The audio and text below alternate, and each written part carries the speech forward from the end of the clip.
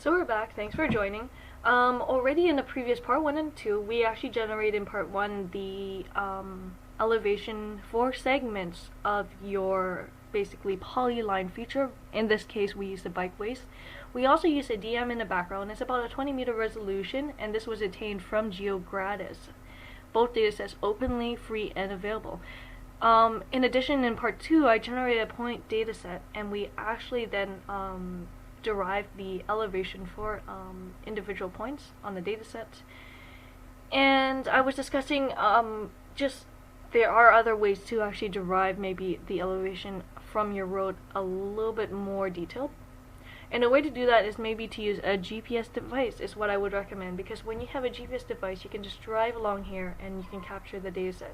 From my experience, you can use a 1 Hz or 5 Hz. It depends on what speed you're driving at, but you're going to get high enough frequencies to actually be able to graph a continuous segment. And then with your GPS data, you'll have an integrated elevation as well as longitude, latitude that you can import into ArcMap. So I actually would not recommend deriving the elevation from a DEM, especially a 20-meter resolution one that I'm using here in the tutorial. Plus, I don't even know what is the vertical accuracy of this dataset. I know that it's 20-meter resolution horizontally, but I don't know the vertical accuracy. And so if you're using a DEM, make sure you use a LiDAR DEM or something with some vertical accuracy. Very, very important, especially when you're playing with elevation. If not, grab a GPS device. I would not recommend using a $100 device because there's a little bit of error, especially if you're in the city area. If you get something a little bit more expensive, and when I say $100, I'm talking about Canadian. American would be close to that, or maybe cheaper. Get I think the 1 centimeter resolution GPS device is about $1,000.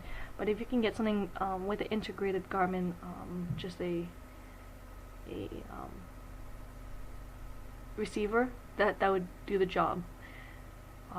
So that's what I would recommend, instead of using a DEM, to actually use a GPS device for your elevation measurement. But if it's just for school projects or something, go ahead, use a DEM, but try to get something more accurate, especially vertically. Thank you for watching, and I hope you found this very informative in terms of deriving basically a profile from a polyline, from a point data, and have fun with GIS.